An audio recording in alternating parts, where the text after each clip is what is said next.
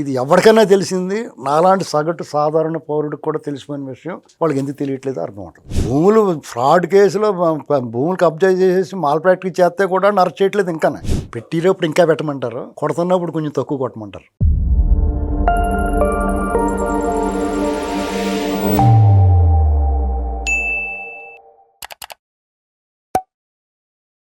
నమస్తే, welcome to think Andhra. నేను మీ Manik. YCP ముఖ్య నేత, మాజీ MLA, TTD chairman Bhumana Karunakar Reddy భూముల భాగవతం గత కొద్ది రోజులుగా చర్చనీయాంశమైంది. అయితే ఇప్పటి వరకు కూడా రెవెన్యూ యంత్రాంగం కానీ మరి సంబంధిత అధికారులు కానీ ఆ భూమిని తిరిగి స్వాధీనం చేసుకోవడానికి సాహసం చేయట్లేదు. చాలా తత్సారం చేస్తున్నారు. ఇది భయమా భక్త అంటూ మరి ప్రధాన మీడియాలో కూడా వార్తలు వస్తూ ఉన్నాయి. ఇదే అంశంపైన పూర్తి విషయాలు మనతో విశ్లేషించడానికి ప్రముఖ రాజకీయ సామాజిక విశ్లేషకులు అడుసుమల శ్రీనివాసరావు గారు ఉన్నారు. వారిని అడిగి మరిన్ని విషయాలు తెలుసుకుందాం. నమస్కారం సార్. నమస్కారం అండి. సార్, భూమన కరుణాకర్ రెడ్డి అంటే దాదాపుగా 100 కోట్ల రూపాయల విలువ చేసేటువంటి భూమిని ఆక్యుపై చేశాడు. 50 కోట్ల భూమి ఒక పార్ట్ అయితే మరొక 45 కోట్ల ఇనాం భూములను కూడా ఆక్రమించారు. ఇది విజిలెన్స్ కూడా నిగ్గు తేల్చింది. అయితే ఇప్పటి వరకు రెవెన్యూ యంత్రాంగం సాహసం చేయట్లా. అయితే విజిలెన్స్ సిఫారసు ఏమని చేసిందంటే, అవసరమైతే పోలీసుల సహాయం కూడా తీసుకోండి, తిరిగి స్వాధీనం చేసుకోండి అంటూ ఖచ్చితమైన సిఫారసు చేసినా కానీ మరి రెవెన్యూ యంత్రాంగం ఎందుకు ముందుకెళ్ళలేదు? నిజంగా వార్తల్లో వచ్చినట్టుగా ఆయన అంటే భయమా భక్త? మీరేం చెప్తారు? ఇప్పుడు భయము లేదు, భక్తి లేదండి, ఉదాసీనత, నిర్లిప్తత ఉంది. ఇక్కడ కరుణాకర్ రెడ్డి ఈ 2 సంవత్సరాల్లోనూ అనేక సందర్భాల్లో అతను లోపలికి వెళ్తే బయటికి రాని విధంగా తప్పులు చేశాడు. ఏంటి కొత్తగా అంటే ప్రభుత్వాన్ని బదనాం చేయటం, ప్రభుత్వం మీద విరుచుకుపడడం, లేని అంటే అసత్యాలు, విష ప్రచారం చేయటం, అది కాకుండా కొంతమందిని నిర్బంధించడం, నేరాలు కూడా చేశాడు. ఏది సార్, ఆ అధికారం కోల్పోయిన తర్వాత కూడా. అలాగే అంతకుముందు ఆల్రెడీ వాళ్ళు చాలా ఘోరాలు చేసి ఉన్నారు. కాబట్టి అతను అసలు లోపలే ఉండాలి ఈ 2 సంవత్సరాలు కూడా, ఒకదానంకాలు ఒకటి. అతనే కాదండి, ఇప్పుడు భయమా భక్త అనేటువంటి వార్తలు వస్తున్నాయంటే ప్రభుత్వాన్ని విక్రిస్తున్నారు ఒక రకంగా చెప్పాలంటే. కరుణాకర్ రెడ్డి విషయమే కాదు, లేకపోతే చంద్రశేఖర్ రెడ్డి, పెద్దిరెడ్డి, బాపేరు నాని, అంబటి రాంబాబు, సిదిరి అప్పలరాజు, ఇప్పుడు లేటెస్ట్గా సిదిరి అప్పలరాజు అరెస్ట్ అవ్వకపోవడం, అతను తమ్మినేని సీతారామ కేసులు నమోదు చేస్తున్నారు కానీ పోలీసులు ఎందుకు తాత్పర్యం చేస్తున్నారో తెలియదు. ఒకవేళ వాళ్ళు ఎంత దారుణంగా ఎగబడుతున్నారంటే, ఒక రౌడీ షీటర్ ఆయన చనిపోయాడో మిస్ అయ్యాడో మిస్టరీగా ఉందో, ప్రభుత్వము డిపార్ట్మెంటు చర్యలు తీసుకున్నా సరే వాళ్ళ మీద ప్రైవేట్ కేసులు వేయటం, వాళ్ళని బ్లాక్మెయిల్ చేయటం చేస్తున్నారు. ఇలాగ వీళ్ళందరి మీద చర్యలు తీసుకోకుండా కొంచెం తాత్సార్యం చేయటం, మనం వాళ్ళలాగా కక్ష సాధింపు కాదు ఇది. వాళ్ళందరూ తప్పులు చేశారు.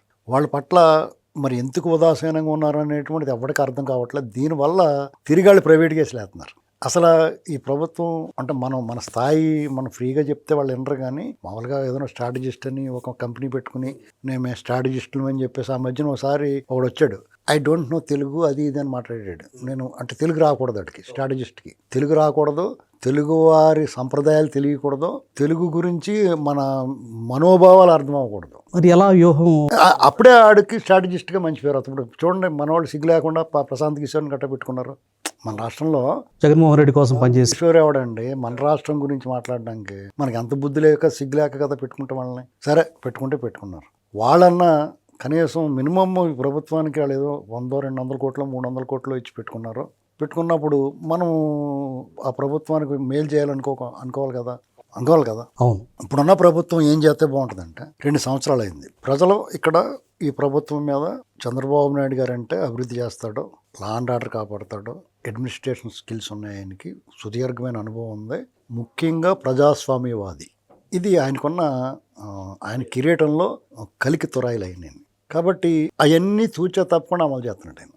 ఆయన తప్పులేదు, అభివృద్ధి చేసుకుంటూ పోతా ఉన్నాడు. లా అండ్ ఆర్డర్ కాపాడడానికి ఎక్కడా కూడా తావు ఇవ్వట్లా.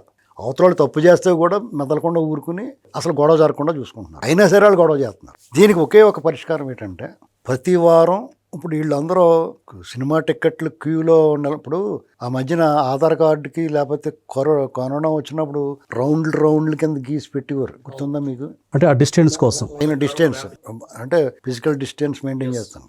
అలాగా ఒకడు వెళ్ళిన తర్వాత ఇప్పుడు లేకపోతే ఎయిర్పోర్ట్లో చెకింగ్ చేస్తారు.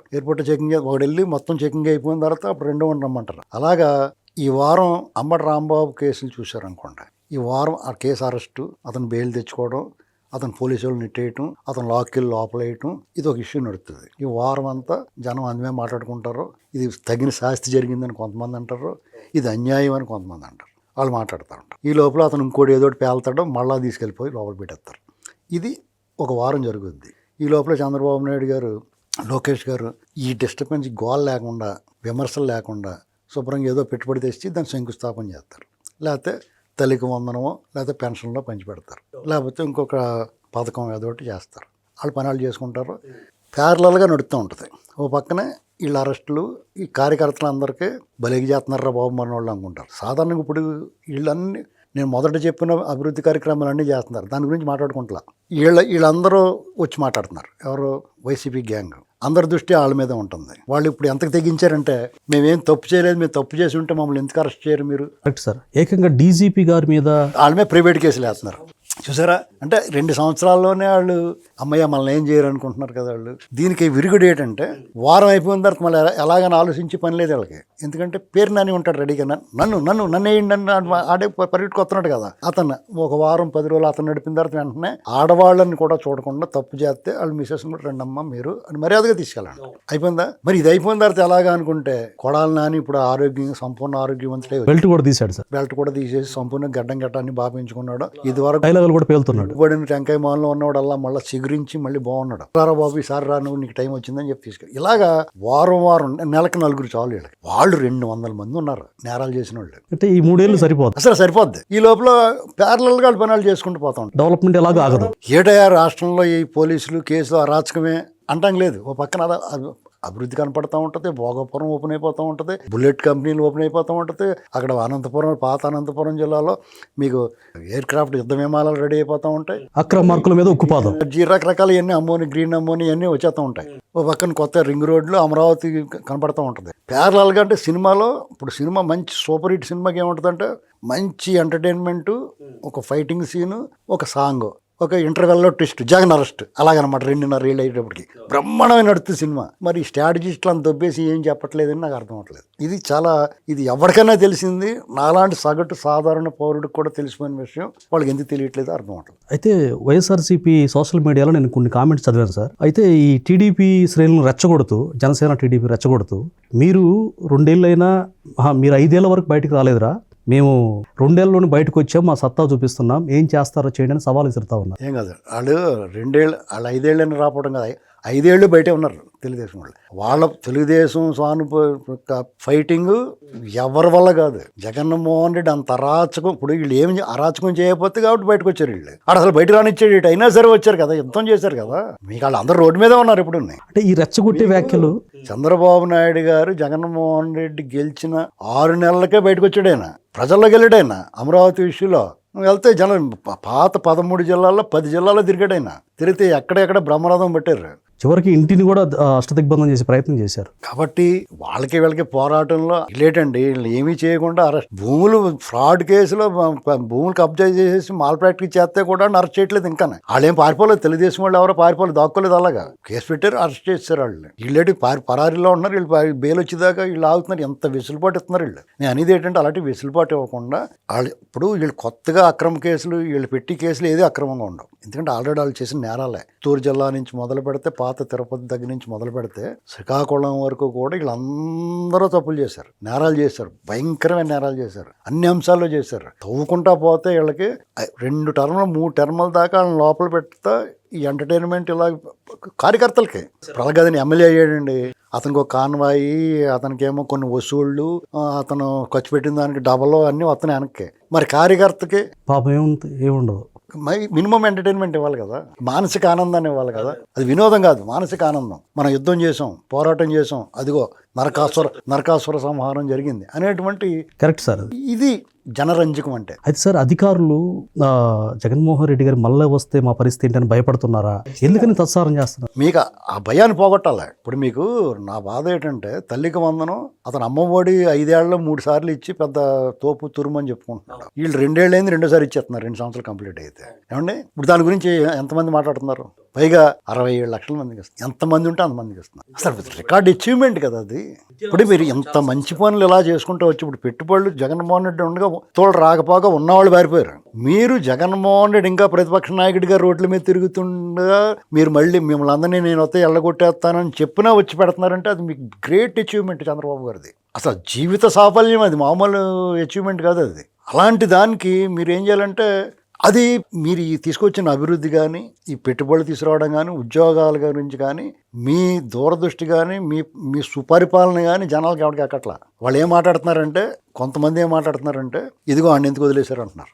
2 ఇంకా రాలేదు డబ్బులు అంటున్నారు. ఏంటి రోజు పెట్టి మీకు ఒక ముష్టోడు ఉంటాడండి, లేకపోతే బిచ్చగాడు ఉంటాడు. ఇది సామెత.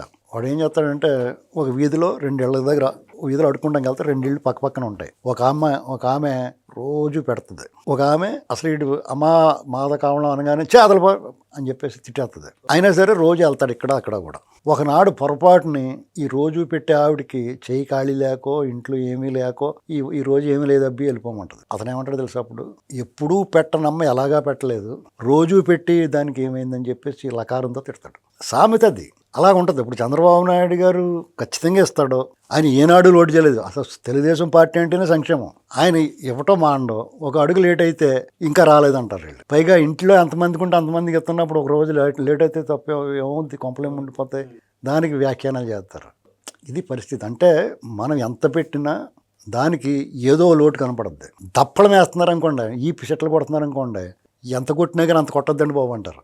పెట్టినప్పుడు ఇంకా పెట్టమంటారు, కొడుతున్నప్పుడు కొంచెం తక్కువ కొట్టమంటారు. అది తెలుసుకుని మనం వ్యవహరించాలి. సంక్షేమం అభివృద్ధితో పాటుగా ఎవరైతే సంఘాల్లో విద్వేషాలు పెచ్చరలు చేస్తున్నారో ఈ అక్రమార్కుల భరతం పడితేనే సమాజం బాగుంటుందని సార్ చెప్పారు.